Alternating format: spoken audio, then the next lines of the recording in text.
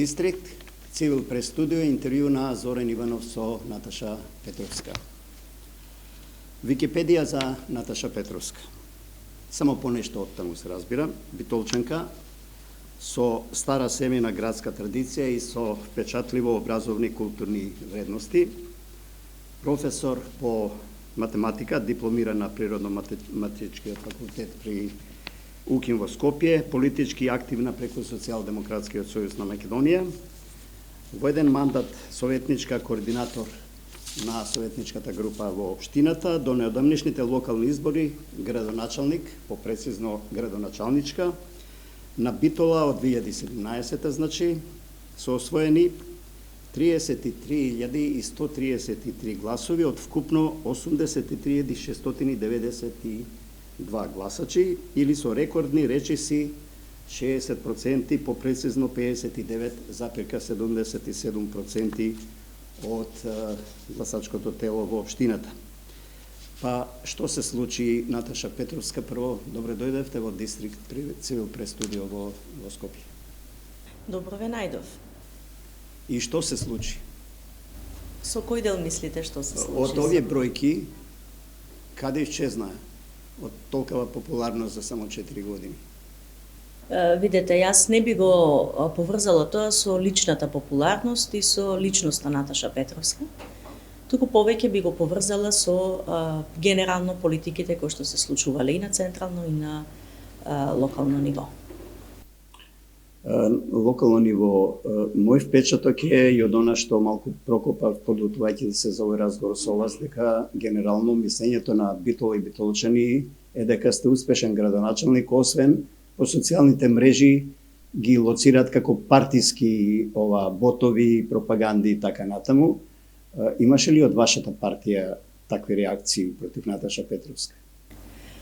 Видете, ако земеме дека сум тргнала од општина која што била во исклучително лоша финансиска ситуација, кога јас дојдов како градоначалник, значи обврските кои што ги имаше превземено општината, по низа основи, значи, оптоварувањата кои што ги имаше превземено, беа околу 13 милиони евра, без никакви речиси проекти, со блокирани училишта од 4,3 милиони евра, со оптоварување на договор подпишан за стадионот 5,5 милиони евра, како два проекти, две ситуации, да кажам, финансиски, од кои што нема бегање. А ако дојдете до ситуација денешен аспект, да имате една општина која што само во оваа година има исплатено од основниот буџет 10 милиони евра по извршени ситуации, од кои најмногу градешни.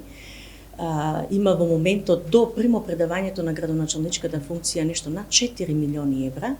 Во плюс, на повидок се 2 милиони евра кои што треба да дојдат од неодамнешната продажба, честна продажба на градешно земјиште. Имате низа проекти кои што се во фаза на некои се од нив со подпишани договори, некои се со јавни набавки кои што се при крај, некои со, да кажам, во тек на подготовка на техничка спецификација за јавни набавки.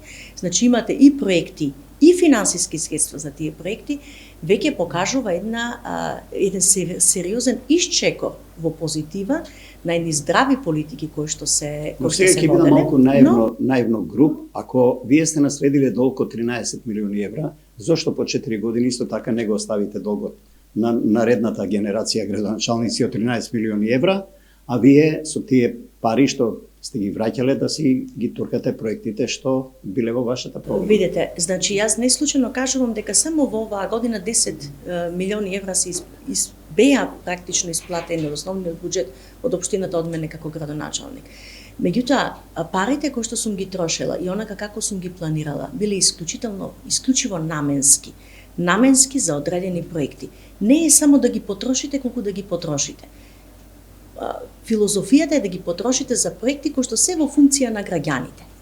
А тие проекти не се случуваат преку ноќ. Значи за нив треба да се изготви проектна документација, за нив треба да се изготви јавна набавка, да се склучи договор за да реално се изреализира. Кога ќе дојде на функција градоначалник, вие сте можеле да ги потрошите и тие 4,3 милиони. Кога ќе дојде градоначалник на функција, од првиот ден почнува нешто ново, наследува ли некои проекти кои се во фаза на реализација, па треба да се или прекинува со старите, и па промовира свои нови. Видете, за жал, јас ја немав таа среќа да имам некоја зрела ситуација за да можам да ја искористам.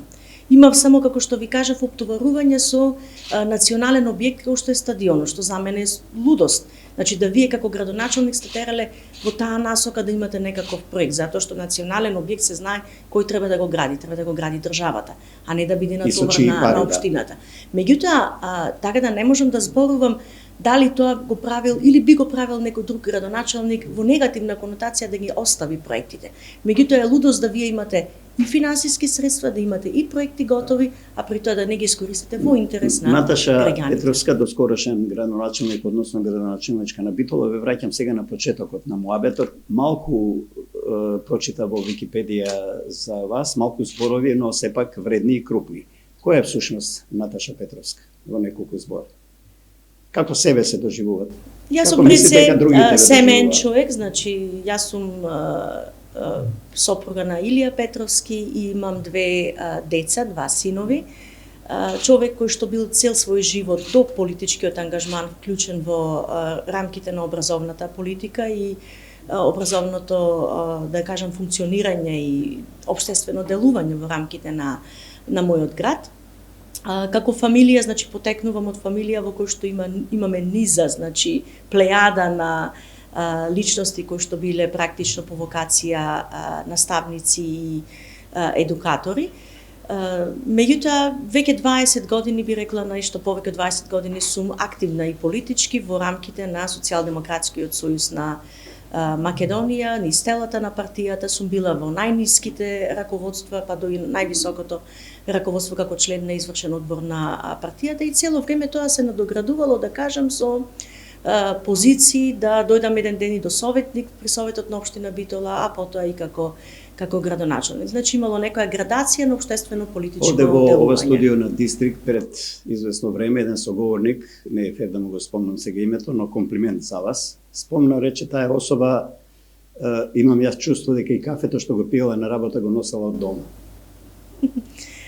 Знаете како, јас сум функционирала и пред да бидам на функција и после тоа на истиот начин. Едноставно не сум ги менувала навиките. Мене ми е чудно кога денес ке кажат дека треба градоначалниците да одат со своите возила на работа. Јас тоа сум го правела во мојот мандат без никој да ми го каже. Службеното возило сум го користела едноставно тогаш кога имало делегации, кога требало некои протоколи да се испочитуваат. Сум функционирала наедноставно и мислам дека како човек таква сум останала. Меѓутоа тоа е карактерна особина и црта која што покажува дека имате некоја филозофија на живење која што го текна овој разговор веројатно и ќе допреме да докажеме на некој начин дека можеби и не вреди во политиката. Математиката, вие сте математичар, математиката и политиката, кои се допирните точки? Како ментален склоп на Наташа Петровска? Видете, велат позната мисла е дека математиката е кралица или робинка на сите останати науки. Зошто и не на политикологијата. Значи, таа е екзактна, чиста наука. Велат, политиката е расипана. Не, политиката не е расипана, ја расипуваат луѓето. Значи, имате расипани и нерасипани луѓе.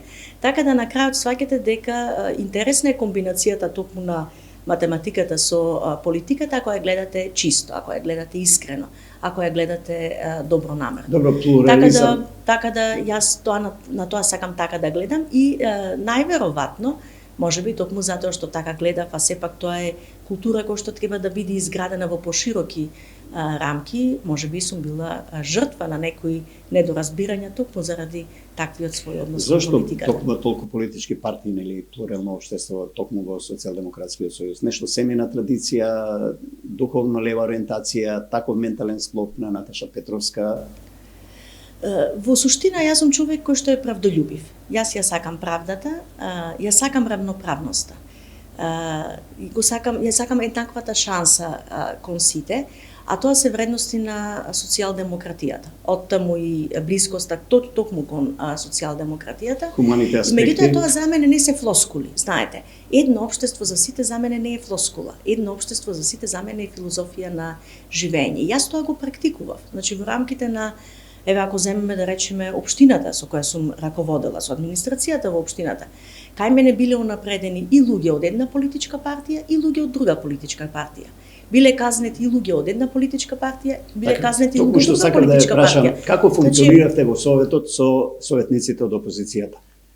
Имате ли, условно да речам, нормална комуникација кога станува збор за проекти? Дали ве разбирае кога нешто не сакавте да продолжите од тоа што претходната власт го презела? Значи, во суштина, секогаш сме имале коректна комуникација, со мали, да кажам, исклучици кои што се лични излети, а не она што значи општ впечаток на опозицијата. Меѓутоа, искрено да кажам, за да било што прифатите, реално треба да имате и конкретна здрава понуда на она што држи основи или противаргументирано зошто нештото кое што го правите не требало да биде правено. Секогаш сум човек кој што бара аргументи, кој што бара факти, зошто нештото би го прифатил или зошто нештото не треба да биде прифатено. Зборуваме еве за вас и за вашите особини, карактеристики, идеолошка припадност и така натаму. На стартот на промоцијата на партиската промоција во Битола на предстојните локални избори кои што току завршија, Наташа Петровска не се појави. Лута беше од каприц, лута кон лидерот на партијата, кон сопартиците во општината. Што се случи? Каква порака испративте? Одлучив да не се појавам, значи, на таа промоција. Каприц? Искрено да ви кажам, од една единствена причина, а тоа е следново. Ако некој не ви даде доверба за втор мандат, значи во вас не видел вредности. Ако не видел вредности, тогаш како јас би се појавила таму за да штетам некому. Јас лично тоа така го гледам. Како штета, затоа што човекот кој што во кој што сте гледале вредности, кога би ги гледале и гледате на човек кој што може да ви даде додадена вредност, тогаш дефинитивно поинаку ќе бил третиран. Добро, но тоа е Наташа моето Петровска, логично размислување. Кој не видел вредност кај Наташа Петровска? Одредени луѓе, значи одредени луѓе во партиското, да кажем, обкружување и во партиската хиерархија.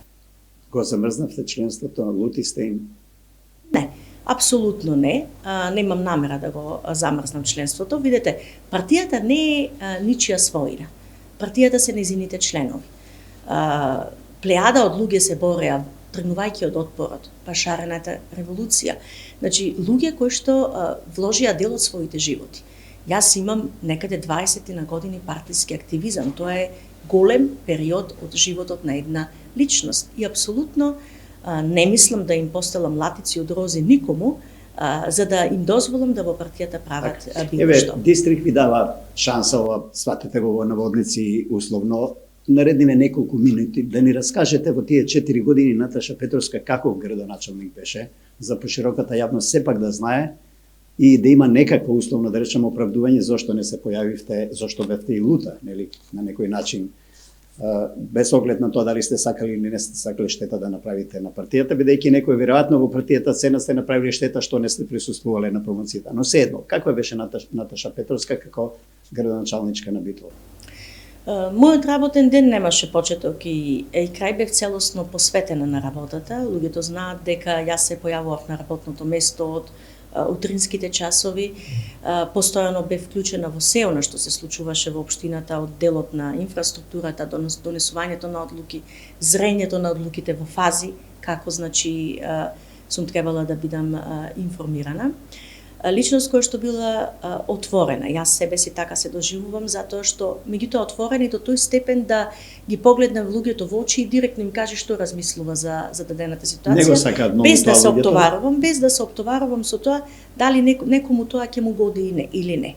Па видете, кога работите со широк опфат на луѓе, да, имате и луѓе кои што не можат тоа да го прифатат, меѓутоа кога сакате да зграбите што повеќе од денот и да ја заштедите минутата, мислам нема што да работите заобиколувачки, да кажам, или можеби грубо е да кажам задкулисно за да некому му одоволите. Никогаш не сум била особа која што се полтронизирала, особа која што потоа мислела на тоа дали ако го кажи своето јавно мислење за одгледана ситуација или било што друго, едноставно некому ќе му се допадне или не. Затоа што демократијата ја подразбирам токму така.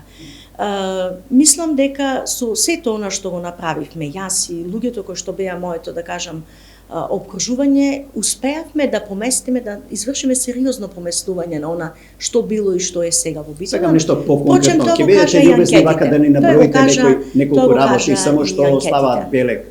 Ова е од времето на Наташа Петровска. Така. Кои се тие маркери во денешна Битола? Значи, успеавме дефинитивно да создадеме во самите образовни предси институции далеку поинаква слика. Ние тргнавме од образовни институции, ви кажав какви, каде што немаше буквално ни креда да употребуваат наставниците, за да сега зборуваме за образовни институции со целосно инфраструктурни зафати, со сосема поинаква атмосфера и кондиција на самите образовни институции, на условите на наставниот кадар, значи оние кои што сега нема да кажам креда, сега имаат веќе и електронски нагледни средства. Тоа е еден од белезите. Оно што се промени исто така беше и во градинките. Значи градинките беа во очајна, негибнати по 30-40 години како објекти состојба, денес е со сосема поинаков изглед. Успеавме да направиме многу во делот на јакнењето на туристичкиот потенцијал во нашата општина. Че вие не може да се гордеете со еден Пелистер, затоа што го имате и вие дадено од Бога, а при тоа ништо да не сте направиле. Ние успеавме да го санираме, да кажам, колекторскиот систем во подножјето на Пелистер, Трново, Магарево, да моментално се работи патот кон Трново, целосно е подготвена проектната документација и изведбата за патот кон Дихово, значи се оно што значи под Пелистерие. Целосно инфраструктурно извршивме подобрување на пристапот кон Хераклија, кој што исто така туристичка атракција. Го обновивме офицерскиот дом, исто оние кои што сакаат да го продаваат, денес просто и не веруваат дека она што за нив изгледало неможно, било можно. Битолчани го имаат. И е исто така нешто што дава дополнителна додадена вредност на градот како туристичка дестинација. Киното Манаки, кој што беше буквално, да кажам, зграда во која што едноставно имавте само објект без никаква функционалност, донесовме со прекогранична соработка со Грција, значи опрема од 300.000 евра, значи моментално во тоа кино имаме најдобрата опрема техничка која што дава поддршка на еден од најзначајните фестивали во нашиот град, тоа е фестивалот на филмската камера Браќата Манаки. Успеавме дури да дојдеме до кондиција како општина да донираме до музеот средства за покривање стаклено на темелите кај црквата Свети Димитрија. Тоа се само низ зафати кои што покажуваат дека туристичкиот потенцијал ние практично во градот сме го подкренали. И дефинитивно го ослободивме градот од се оно што значеше за останата инфраструктура по кој што општината беше тужена и плаќаше ни за пенали. Тоа беше првиот чекор кој што го направивме. Буквално создадовме нова населба. Не ја создадоа претходниците затоа што ги продале парцелите, не ја изградиле инфраструктурата, а приватните стопанственици ги направиле зградите. Ја направивме токму ние како локална самоуправа, кога јас сум била како градоначалник во делот на касарната. Заедовме низ за инфраструктурни зафати во градот, за кој што говори и последната брошура која што ја издадов 2017-2021 како отчетна и транспарентна за она што ние всушност сме направили. Нема крај, веројатно 4, да. Сакала особено ова да го нагласам. Општина Битола е единствената општина која што лето осветлувањето го промени со сопствени буџетски средства. Тоа се неверојатно големи заштеди. Не постои пример во државава каде што целосно лето осветлувањето е променето на сопствен буџет. Со сопствени средства, да кажем. Ќе прашам пак за причините, но бидејќи сте и педагог, што мислите, еден извед малку во разговоров за дигиталното образование, протестите против воведување такво образование никне од Битола, нели, па се расширија низ целата држава. Треба да го форсираме тој тип на настава или премногу се брзаш? Дигитализацијата е дел на современото живење. Факт е дека дигитализацијата е добра ако биде наменски добро искористена. Факт е дека нашите деца постојано седат на компјутери, но за жал, колку ефективно го користат своето време, дали го користат на игри, на читање на содржање, што беше требали да се продолжи со реформата интензивно или ќе заостанеме ако заостанеме со реформата. Се што треба да се прави со чекори, со зреаност и со добра информираност. И тоа е она што граѓаните треба да го имаат. Понекогаш недобрата информираност, затоа што често пати Добро, кога враќам на резултатите. Импресивни се, констатирам мака скромно од оваа дистанца 200 км од Битола или во Скопје, но што велат па или не велат ништо вашите сопартици на ова? Што се случуваше всушност зад кулисите кога се кандидираа личности за советници, за градоначалници и на крај простите на прашањето, малку е ли некаква сатисфакција за Наташа Петровска што не победи кандидатот на вашата партија? Видите, апсолутно не може да биде сатисфакција, затоа што изгуби мојата политичка опција. Јас сум социјалдемократ, јас сум член на Социјалдемократскиот сојуз на Македонија и апсолутно не може тоа за мене да представува сатисфакција. Меѓутоа се случија работи кои што апсолутно беа погрешни чекови. Вие не може и како партија да протежирате дека за вас ќе бидат меродавни анкетите. Дека имате таков принцип што народот ви кажува. А од друга страна да не го почитувате тоа што самите сте го кажале како принцип. Анкетите покажуваа, сите анкети, и на мојата политичка партија, и на останатите политички партии, дека Наташа Петровска води на анкетите. Мене до ден денес не ми е објаснето зошто Наташа Петровска не беше кандидат. Со што Наташа Петровска тоа не го заслужи. Проблемот беше во партијата во Битола или во централата во Скопје? Јас би рекла дека проблемот беше со одредени поединци од партијата и во централата во Скопје и да кажам на локално ниво. Се остави простор да одлучуваат личности, а не принципи. Значи, едноставно кажано, имаше личности кои што заради лични амбиции, заради лични интереси, лобираа да не биде Наташа Петровска. Се разбира дека нема да ве прашувам за имиња и нема да се доведеме и вас и дистрикт. Тоа се луѓе кои што едноставно ситуација не биле спремни да прифатат дека одредени документи не им биле подпишани затоа што законот тоа не го дозволува. Добро, но генерално се случи некој цунами на ниво на цела држава околу поразите на Социјалдемократскиот сојуз во многу општини наспати 2017 година. Ајде од тука прво кратко реченица две, што всушност се случи? Вие сте партиски искусна. Губењето на Проблемот вербата е на ниво на целата држава или проблем е во градоначалниците, во советите, во општините, па луѓето тоа го вида, па откажаа до вербата, или е проблем во генералната политика на партијата? Видете, не би рекла, не сакам генерално сепак да кажувам дали на ниво на држава било проблем во градоначалниците. Јас ќе си го кажам лично мојот случај. Значи, ако било проблем во градоначалникот немал да води на анкетите. И тоа сериозно водство. Затоа што го ги земете имињата на другите припадници од СДСМ и коалицијата на СДСМ кумулативно да ги соберете, нивните проценти кумулативно биле помали од процентите на Наташа Петровска. Исто така и од опозицијата. Да, ќе ми дозволите, веројатно не го поставив прецизно прашањето. Вас ве прашувам како искусен човек од политиката, што се случи на локалните за после 4 години воопшто партијата да остане на толку ниско ниво на овие локални избори, на толку ниска доверба кај граѓаните и на половината од традиционалните гласачи да останат дома или да се појават разноразни независни листи кои повеќе инклинираат сепак кон опцијата на која вие припаѓате. Што се случи генерално? Мислам дека граѓаните ја изгубија вербата дека филозофија е едно општество за сите, а не флоскула. Тоа значи дека граѓаните видоа дека постојат поединци кои што успеале да се протнат без соодветни квалификации, без соодветни дипломи, без соодветни лични предиспозиции и перформанси да се најдат на одредени ситуации и да функционираат незаслужено.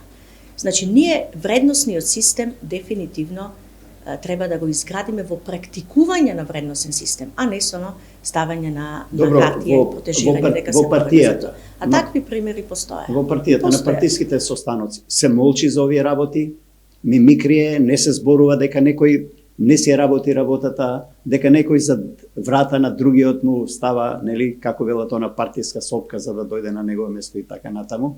Наместо, како што рекоте, да се гледаат вредностите, а не задкулисните дејанија на одредени членови во партијата? Видете, јас лично никогаш не сум карактери нема спас. Јас никогаш не сум молчела лично, тоа сум го кажувала и секогаш повеќе протежирам тоа да го кажувам со имиња и презимиња, значи буквално со имиња и презимиња во партиските, значи состаноци, односно во партиските кругови. Така и ќе продолжам да функционирам бидејќи сметам дека треба да има одговорност за сето ова што се случи.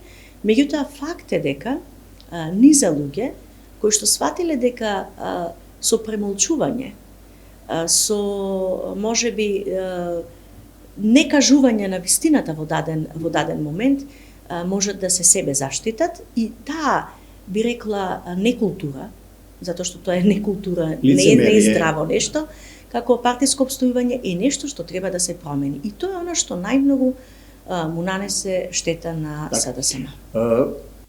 Ајде вака малку по скопски, што се вели по скопската политичка чаршија, Наташа Петровска е бранковист или зајавист? Јас сум социјалдемократ. Значи партијата, ќе кажам, не припаѓа никому. Партијата е членството и она во што длабоко верувам е дека членството е свесно што се случи, знае што се случува и дека треба да ја добие шансата да го каже својот збор. Не сум приврзаник апсолутно на авторитети на личности, никогаш не сум паѓала на авторитети на личности. Може ли тоа да е причината за вашиот... Ги почитувам сите апсолутно сопартици, меѓутоа не прифаќам секогаш одлуки кои што се донесувани и јавно говорам зошто одлуките според мене биле исправни или нешто не значи дека сум заради публиката широко уште едно во наводници ќе ставам чаршиско прашање. Битола е стар град со стара традиција, град на конзули со стара урбана култура и така натаму. Наташа Петровска во рамките на партиската структура ја пред овие локални избори ја порази руралното или урбаното? Наташа Петровска не ја порази ни руралното, ни урбаното. Јас ви кажав дека имаше одредени поединци кои што од лични интереси, од лични побуди го правеа тоа што го правеа. Јас немам проблеми апсолутно ни со членството, ни со граѓаните. Оде пред некој ден беше популарниот артист, глумец Драјан Спасов Дац. Се сеќавате, може би сте виделе таа сцена кога на вашиот председател партиски му подари метла на еден митинг во Скопје пред неколку години за да замете нешто. Е ли до метлата во овие структури за кои сега зборуваме и за вашата позиција пред локалните избори, требаше ли да се заметува почесто во партиските ходници или...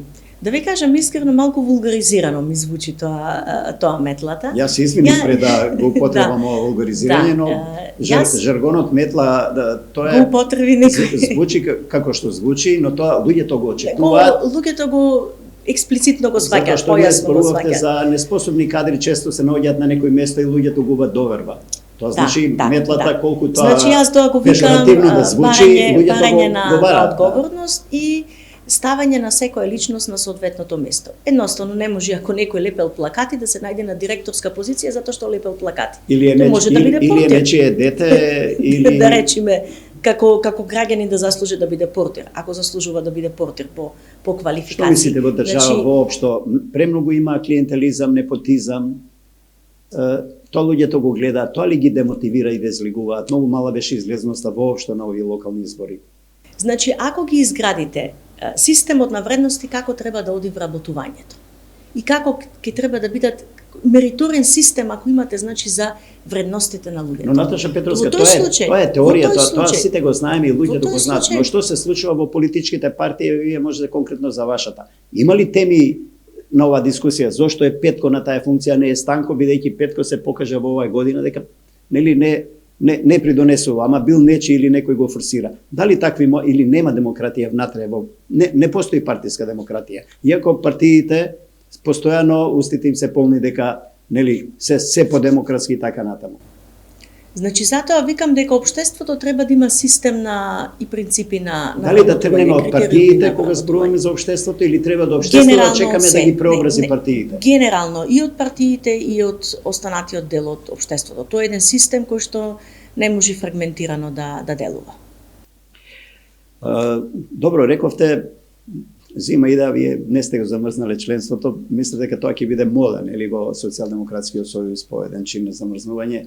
Не сте активни сепак во партијата, припаѓате во некоја основна организација, во некој дел на битолска огранок на партијата? Во моментов јас сум член, значи, обичен член на Социјалдемократскиот сојуз. Што значи тоа обичен член? Македонија, член кој што не е, да речеме, во ниедно од телата на партијата. Добро, значи, но дали сум член на комисијата за некоја локална образование. организација каде што има председател, не знам, секретар, хиерархија, дали негде се наоѓате или сте скроз надвор од сите структури на партијата како член? Значи, се наоѓате? од сите тела, освен комисиите. Значи, комисија за образование, сум член на комисијата за образование. Не сум член на извршен одбор, не сум член на општинска конференција. Сакам да кажам, сте активен член на некој начин. Меѓутоа сум член кој што апсолутно ќе се појавува на состаноците и ќе го кажува своето мислење. Со работа на плата, почна ли плата да тече нормална граѓанска или се уште Јас се функционална вратив, буџетска? значи, во техничкото училиште во Битол како професор по математика. Веднаш следниот ден моментално користам годишен одмор, бидејќи немав ни еден ден искористен на годишен одмор, ама и ценам дека како педагог за непрекинување на наставниот процес, така е најдобро да во овој период го искористам годишниот одмор. Ви бегаат учениците од часови сепак математика и математика. Па сега гледате, од пред 4 години инстанца можам да кажувам што се случувало. Не сум имала никогаш проблеми со учениците воопшто. Ми биле предизвик и мислам дека е племенита професија, затоа што тука е зародишот на квалитетот на личност. Се согласувам, но ако направиме некоја анкета по школите, вака генерално и во осмолетките кај повозрастните, па и во средна школа, наставниците по математика се некако најнепопуларни математика, хемија, физика или грешам? Па не знам, за мене велат дека сум била сакан професор по математика, оние кога сме пиеле кафе и сме зачнувале таа тема во да речем така некои приватни кулуари, меѓутоа реакцијата на моите поранешни ученици, контактите кои што ги имам со нив ми даваат причина да верувам дека навистина сум била како професор коректна и сум оставила нешто како белег во нивниот живот и чинам дека тоа беше и додадената вредност која што покрај оној базент на гласачи го имате како припадници и да кажам приврзаници на социјалдемократијата како политичка опција, дека додадената вредност биле сите оние луѓе кои што имале прилика во тие 20 и нешто години на професорување да имаат контакти со мене, значи да бидат мои поранешни ученици, сегашни родители, тоа се фамилии, разгранети, да кажам, кога ќе ги разгледате, тоа е сериозен базент на потенцијал кој што дал додадена вредност дури во тие гласови кои што ги кажавте на почетокот. Функцијата градоначалничка заврши. Некои луѓе не ви велат веќе добар ден, немаат потреба од тоа. Како средината сега ве доживува како градоначалник, како вие се чувствувате, како слободен граѓанин? Има ли добар ден уште од сите или некој сака да ве избегнат? Она што ми представува, да ви кажам, лична сатисфакција е токму тоа што кога се движам низ градот, навистина се чувствувам пријатно помеѓу моите сограѓани. На почетокот од својот мандат кажав, кога ќе завршам со градоначалничкиот мандат, сакам да можам да ги гледам битолчани во очи. И тоа се случува? Деновиве тоа ми се случуваат пријатни средби кога граѓани ме застануваат да помуабетиме, да поразговараат и меѓу другото да кажат жалење за ова што се случува. Што во една реченица му порачувате на новиот градоначалник, тој е сепак градоначалник на Битолчани? Би му посакала здравје и успех, меѓутоа и оно што сакам да го порачам од политички аспект е да она што е созреано како проекти, бидејќи има финансиски средства, јас не оставив проекти без финансиски средства, моите планови беа да тие проекти реалност имаат, реална можност за реализација, да ги реализира затоа што тоа се проекти во интерес на граѓани. Украдовме веќе 3/4 минута од овој разговор. Жал ми е што нема повеќе, но можеби ќе има друга можност или со Зоран Иванов или со некој од колегите во во Цивил престудио во Дистрикт. Завршуваме со каде Наташа Петровска со политичките и воопшто со животните амбиции натаму. Ние сме турбулентно општество, политиката е турбулентна, има постојни промени, постојни разни лобија, добиват или губуваат натреб од политичките партии, се надевали и посакува и ќе биде ли активна на своето политичко кредо да го искористи и натаму Наташа Петровска, својот политички потенцијал. Може би градоначалник или не знам министер и така натаму. Значи не по секоја цена. Знам дека свесна сум дека имам сериозно политичко искуство кое што може да даде вредност во политичкото живење. Меѓутоа, апсолутно не сакам да преодуцирам во овој момент на ништо. Едноставно, како ќе се случуваат работите и можностите, така соодветно би реагирала во дадените ситуации. Она што сакам да го кажам е дека никогаш не сум живеела од политиката, туку за политиката. Тоа значи дека како професор продолжувам, меѓутоа, она што ќе донесе утрешнината како опција и можност во која што би можела да дадам инпут и допринос, дефинитивно тоа би го сторила се дотогаш додека имам енергија и здравје пред се. Дистрикт, Цивил престудио, Наташа Петровска, ви благодарам. Ви благодарам исто така на можноста да зборуваме на овие теми.